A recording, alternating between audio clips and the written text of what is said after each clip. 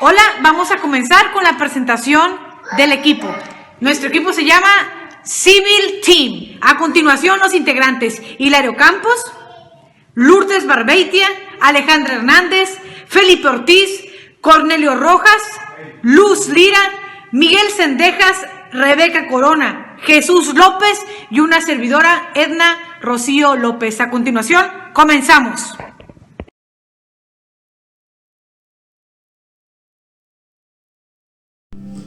Buenas tardes, mi nombre es Hilario Campos Arroyo, soy del turno sabatino. Vamos a hablarles un poquito ahora de lo que viene siendo el patrimonio como tal, el patrimonio pasivo y el patrimonio activo. El patrimonio lo podemos definir como el conjunto de reglas o derechos que tiene un individuo. Esto se puede transmitir de generación en generación a través de lo que viene siendo una herencia, ¿sí? Vamos a hablar, el patrimonio, tenemos, como individuos o como seres humanos, todos tenemos un patrimonio. Esto no depende si es activo o pasivo. ¿Qué quiere decir? Que el patrimonio no se define si tienes más que los demás, no. El patrimonio se define como tal si tienes poco o mucho, que a final de cuentas, tanto económicamente si estás bien como económicamente si estás mal, el individuo o la persona cuenta con un patrimonio. Como decimos nuevamente, todo individuo tiene un patrimonio. El patrimonio activo es todo aquel que se puede ver en dinero de alguna manera. Todo aquello con lo que cuentas obviamente positivamente, lo que viene siendo una casa, incluso dinero, tu carro, si tienes algún departamento más, algún otro terreno, todo eso que se puede ver en dinero, todo eso es un activo, es un patrimonio activo, ¿sí? El patrimonio pasivo es todo aquello que está de alguna manera estancado, como puede decirse las deudas, alguna hipoteca, si empeñaste algo, todo aquello que presente algún retraso o algún estancamiento para tu ser activo, que es todo lo contrario de un activo pasivo. En otras palabras, se puede definir en sí como patrimonio al conjunto de relaciones económicas activas y pasivas atribuidas a una persona física y jurídica y que se encuentra al servicio de sus fines. O sea, todo individuo tiene un patrimonio.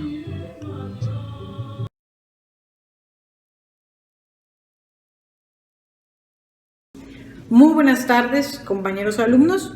Muy buenas tardes, licenciada Mayra Parra, docente encargada de impartir la materia de Derecho Civil en la carrera de la licenciatura en Derecho por parte de la Escuela Universidad Vizcaya de las Américas, modalidad sabatina. Lo que concierne a mi persona, me presento, Edna Rocío López Pérez, una servidora.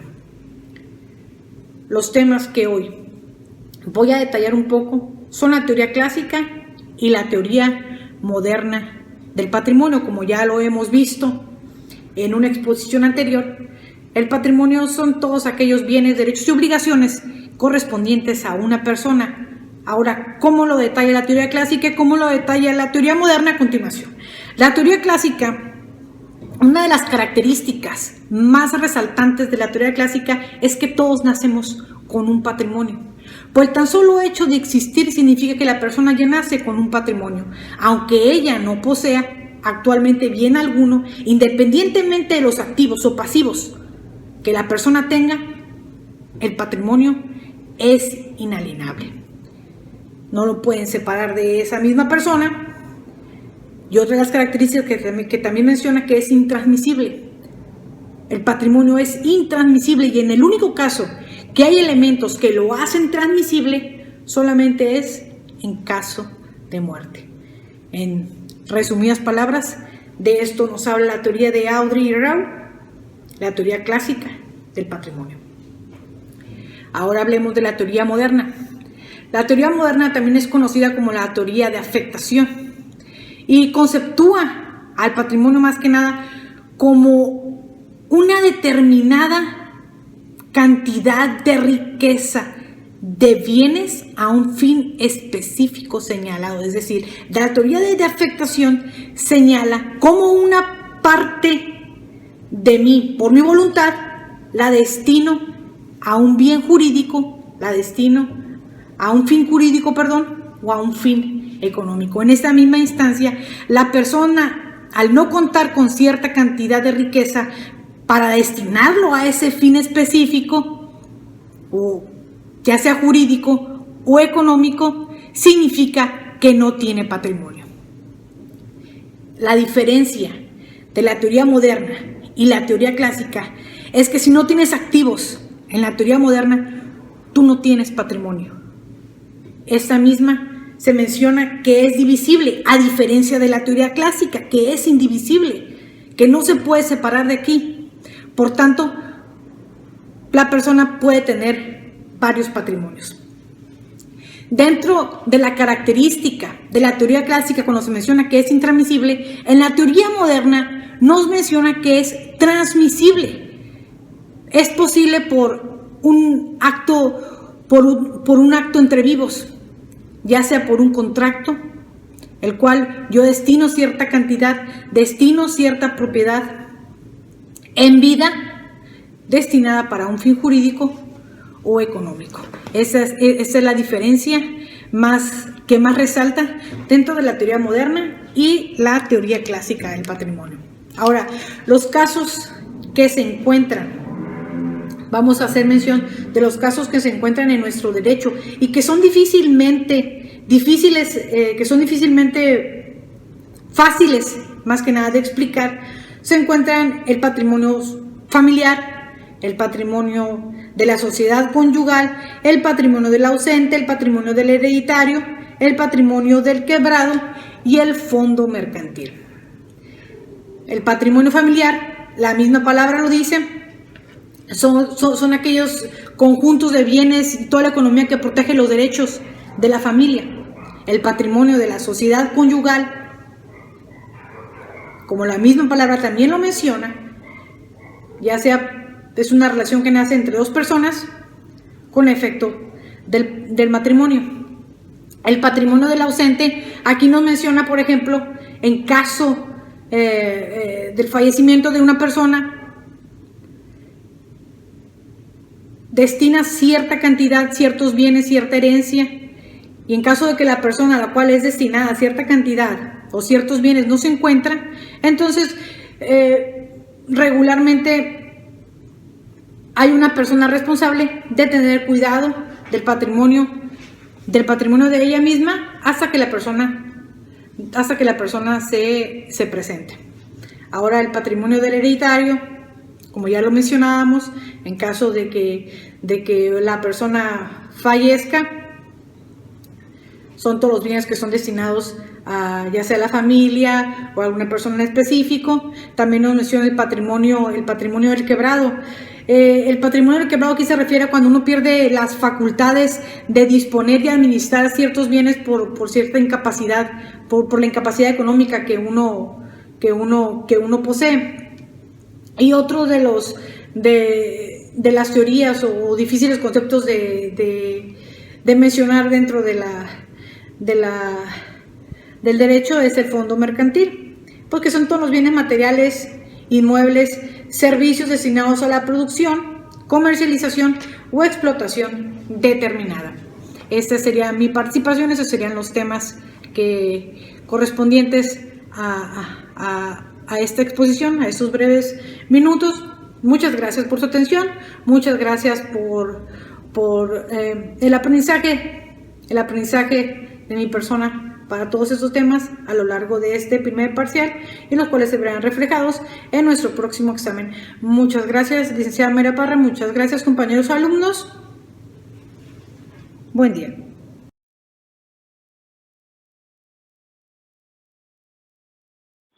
Hola, buenas tardes. Yo soy Lourdes Everarda Barbite Palafox y pertenezco al equipo 2 Civil Team.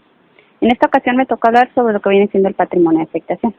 Bien, se dice que patrimonio es todos los bienes que se nos heredan, pero no solo los bienes, también lo que viene siendo derechos y obligaciones. Ok, en cada testamento o herencia que se nos da, siempre tiene que haber ciertas cláusulas. Una de ellas podemos llamarla patrimonio de afectación. ¿A qué nos referimos con eso? Lo más común, cuando se nos hereda una hacienda, todas las parcelas, el ganado, sí, pero si dentro de esa hacienda está una persona que, por ejemplo, no puede trabajar, no se puede sostener por sí sola, la persona que hereda toda la hacienda, se le dice, con lo que saques de estas parcelas vas a mantener a esta persona. Bien, por eso, cuando la persona dueña de toda la hacienda queda en bancarrota, pierde todo lo que se le heredó, en esa cláusula es cuando entra en rigor lo que es el patrimonio de afectación. Dice, ¿sabes qué? Es cierto, se te heredó todo, pero aquí dice que de estas parcelas te las heredaron con el fin de que mantuvieras a otra persona, o en sí se la puedes sostener un lugar, un asilo de ancianos o cualquier otro lugar. ¿A qué va con esto? En que la persona dueña de todo el patrimonio no es dueña de ese pequeño patrimonio que está ahí. No puede hacer uso de él para nada. Así aunque se le diga, ¿sabes qué? Aquí se dice que soy dueña de toda la hacienda y lo que está dentro. Bien, pero hay una cláusula que se le llama patrimonio de afectación que dice, el patrimonio de afectación es separado del patrimonio general de la persona. ¿Por qué? Porque es con un fin en específico, que es sostener a una persona o a un lugar.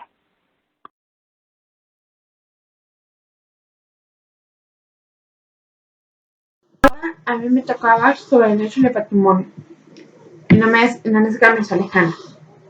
El derecho de patrimonio está formado por dos palabras. Una, que es el derecho, aquel que se basa en el bien y el mal, que es una norma de principio o generalmente inspirada en un ideal de justicia y orden. El patrimonio es todo aquel que es un conjunto de bienes, de derechos, cargas y obligaciones con una persona, ya sea natural, física o jurídica. Si unimos estas dos palabras nos da derecho de patrimonio, que es todo aquel que tiene un valor económico y se contrapone en el derecho de patrimoniales. ¿Qué queremos decir con esto?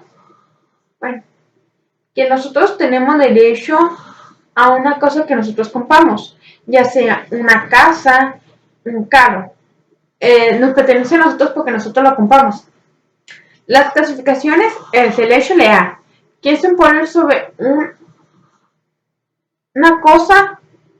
Este poder puede ser indirecto o, si en este derecho, la figura que proviene del derecho de la mano, o el derecho sobre una cosa, como lo estaba diciendo anteriormente.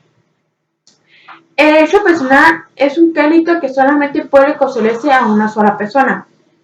El derecho intelectual se refiere a un bien común, económico y cultural, ya sea la cultura que nosotros nos estamos celebrando año tras año. Algunos ejemplos del derecho de patrimonio son todos aquellos que valen de 1 millón de pesos a un simple centavo, ya que se puede ser comprable o puede ser comercial, ya sea un refrigerador, una computadora, un carro, un auto, un puesto, una camisa, son todas aquellas cosas que pueden ser comprables. Al contrario de los derechos no patrimoniales, son todas aquellas cosas que no tienen un precio en sí, ya sea que no pueden ser heredarse o se pueden caducar o apreciarse. Unos ejemplos de esto puede ser el cariño que nosotros le tenemos a una persona, la felicidad que nosotros tenemos, la salud, la vida y la educación. Son todas aquellas cosas que no tienen un precio significativo para la empresa, pero tienen un precio para nosotros.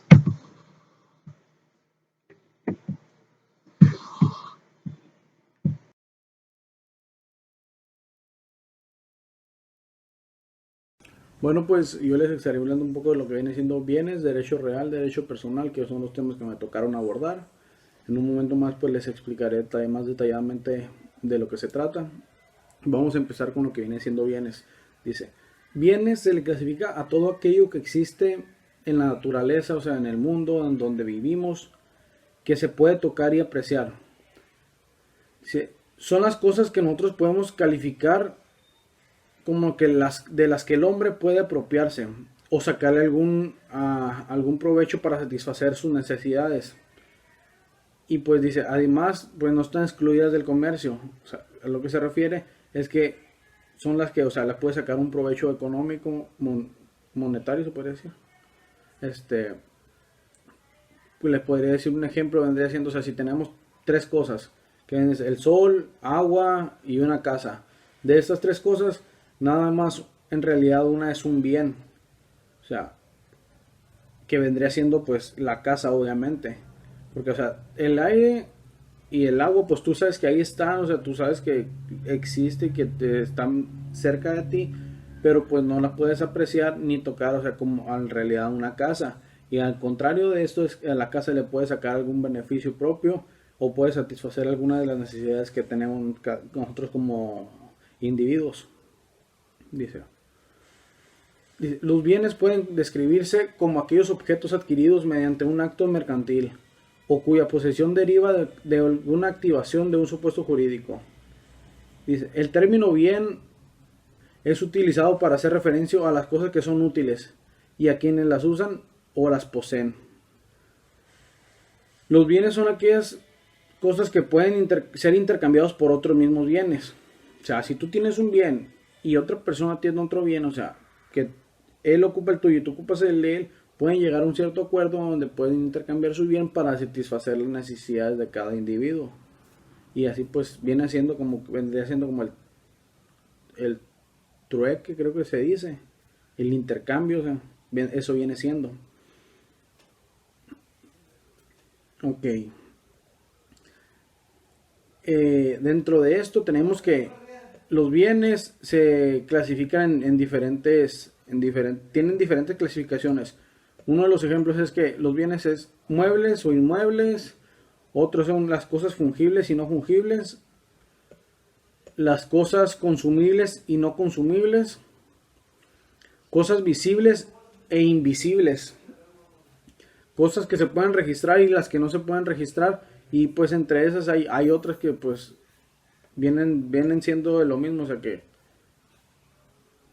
viene siendo la última, creo que es las cosas principales y accesorias, perdón. Ok, pues bien, eso vendría siendo como un poco de lo que yo investigué de que lo que viene siendo un bien. Pues más que nada un bien es como aquello que te sirve a ti como humano, o sea, como persona que puede sacar algún provecho con un fin lucrativo. O sea, que puedes usar, que es de tu propiedad, a lo que tú puedes sacarle un fin económico, alguna para satisfacer alguna de tus necesidades. Pues, como hasta la fecha, pues todas las personas lo tenemos. Por otro lado, tenemos el derecho real. Dice, el derecho real es aquel que le permite a su titular obtener beneficio económico de un determinado bien. Esto de manera inmediata, exclusiva y protegida por las autoridades correspondientes. Se suele hacer referencia a derechos reales sobre bienes materiales o tangibles. Pero debemos recordar que existen los derechos de propiedad intelectual sobre bienes intangibles. Dice, otro asunto a tomar en cuenta es que el derecho real se puede ejercer de una forma total y exclusiva por parte de un individuo, o se puede compartir con otras personas. Dice, por ejemplo, un ejemplo de esto viene siendo, una familia que vive en un apartamento hace uso compartido de ese bien inmueble. O sea que como que yo estoy viviendo en un apartamento, me sobra espacio, yo puedo compartir mi apartamento con otra persona en la cual o sea, se podría decir como que él está batallando, no tiene dónde quedarse, pues yo le brindo mi bien, o sea, mi departamento para compartirlo con él, o sea, eso es a lo que se refiere.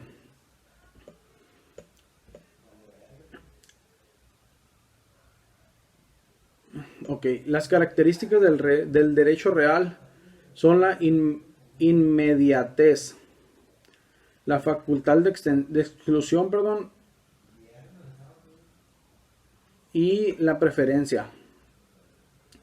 Y la otra, pues por último, la que tenemos es la persecución, perdón. Y eso viene siendo. Por otro lado, el derecho personal, perdón. Al derecho personal se le conoce como por dos formas, si no me equivoco. Que aquí lo tengo, a ver, perdón, permítanme. Sí, verdad. Derechos personales o de créditos, que son los que solamente pueden reclamarse a ciertas personas, que por un hecho suyo o de sola disposición de la ley han contraído las obligaciones correlativas.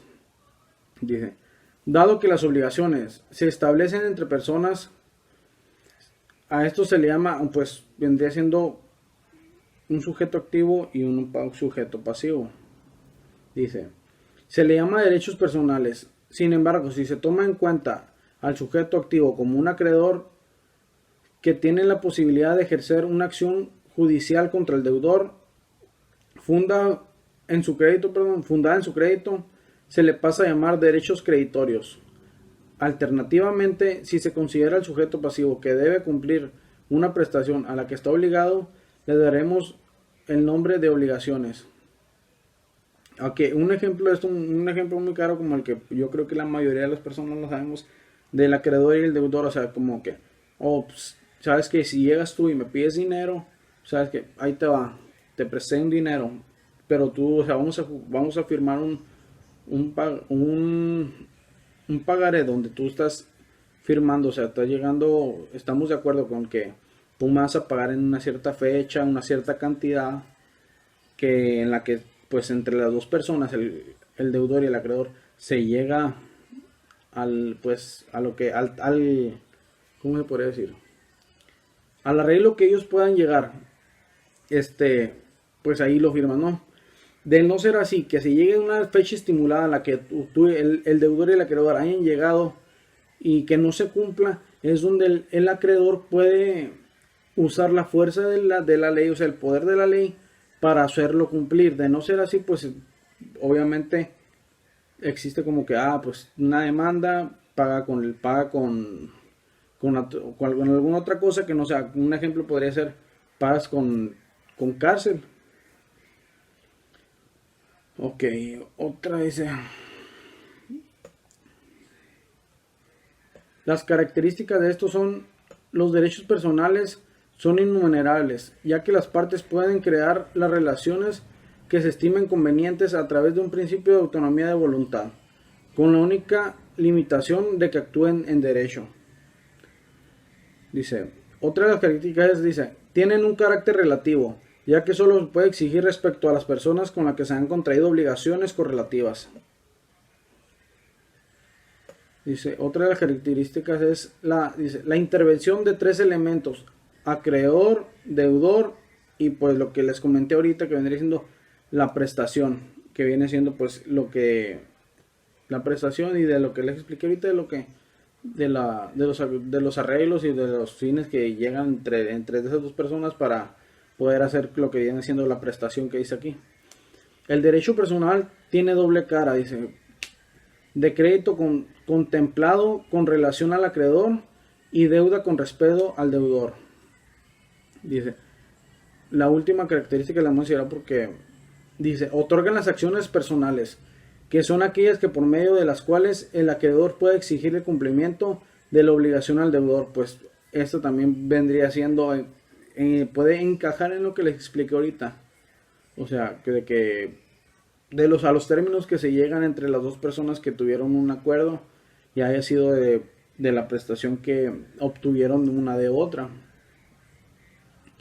Pues eso está muy claro, o sea, de que yo creo que todos o la mayoría de las personas pues hemos llegado a tener como en algún punto de la vida, o sea, la mayoría de las personas ha llegado a tener como que este problema, el del derecho personal, que viene siendo, o sea, que cuando tú llegas o sea, algún momento llega de que, sabes que pues no tengo dinero, se me atoró, se me atoró ocupo un préstamo, vas con una persona, un conocido, algún lugar vas tú que conozca que prestan dinero, vas y sabes que pues préstame una cierta cantidad, en cierto tiempo te la pago, pues obviamente pues muchas de las veces la mayoría de las personas que se dedican a eso, a prestar, o sea, sabes que pues sí te la presto, pero me vas a dar un cierto porcentaje de ganancia aparte de lo que te estoy prestando. Y pues, sí está bien, no pasa nada. Es cuando se firma un papel donde están llegando a un acuerdo de alguna fecha, alguna cantidad específico. Y es cuando entra el problema de que si el deudor no llega a cumplir con lo estimulado en el papel, es cuando se usa la fuerza de la ley. Y pues por mi parte fue todo. Espero y les haya servido de algo. Algún compañero es el que sigue con su tema y muchas gracias.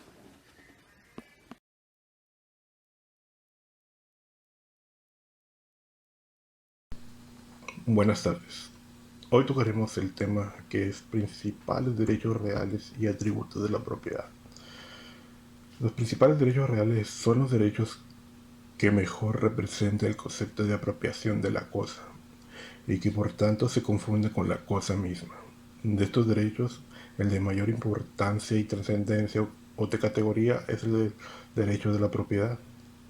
Los otros derechos reales principales son desmembraciones del derecho de la propiedad. No confieren a sus titularidades todas las prerrogativas del derecho de propiedad, sino solamente una o varias de ellas, mientras que el derecho de propiedad confiere a su titular el conjunto de las prerrogativas que cabe ejercer sobre una cosa, derecho de servirse de ella, ius iutendi, o el derecho de obtener sus frutos, ius abutendi. Derechos reales principales: la propiedad, el usufructo, el uso, la habitación, la servidumbre, la superficie. En la propiedad, podemos decir que los derechos reales en particular se refiere a los derechos que tiene la persona sobre los bienes, tanto muebles como inmuebles. Como definición, es el derecho a la facultad de poseer algo. Puede tratarse de algo es objeto de dominio dentro de los límites legales, como una casa, un automóvil o de una cualidad o atributo personal. En el acto jurídico, la propiedad es el poder directo sobre un bien. Este poder atribuye a su titular de la capacidad de disponer libremente del objeto, teniendo como limitaciones aquellas que le imponga la ley. Atributos de la propiedad: el uso, el goce, el disfrute y la disposición, la reivindicación.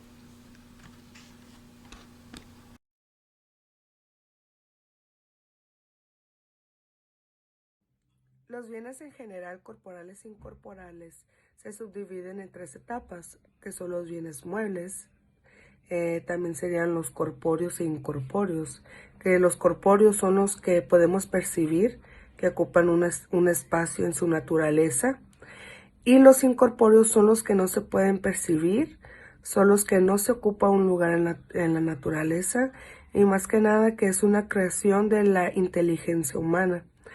También sería el dominio público de la propiedad de los particulares, que eso sería como una calle, una escuela pública, carreteras, etcétera.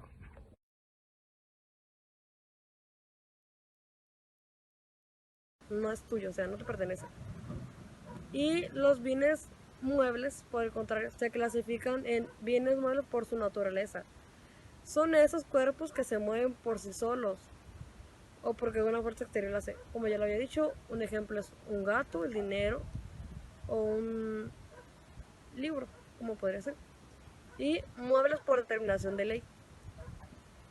Esto es más que algún bien, o sea, más que un objeto material, se dice que son obligaciones, derechos y acciones sobre cosas muebles. Un ejemplo son los derechos de autor de un libro o de alguna canción, ya que estos no son como un objeto material, ya que son derechos de autor.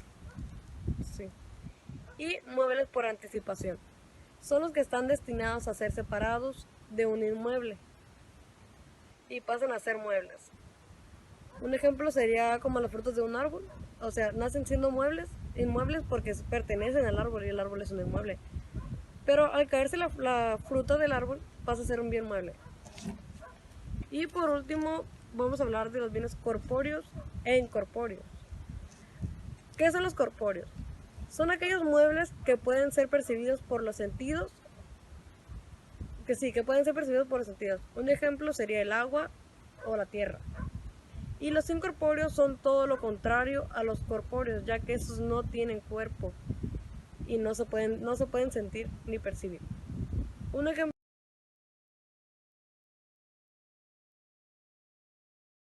Hola de nuevo.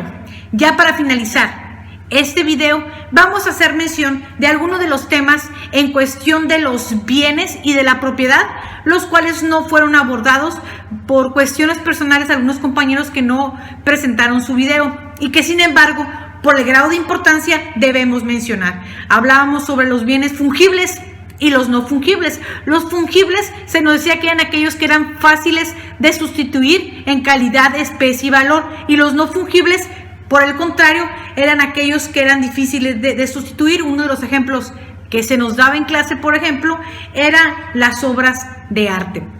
Se nos hablaba de los bienes consumibles y los no consumibles. Se nos decía que los bienes consumibles eran aquellos que se extinguen desde su primer uso y por el contrario, los no consumibles se desgastan conforme al tiempo y al uso. Y otro de los ejemplos que se nos daba era, por ejemplo, el uso del automóvil.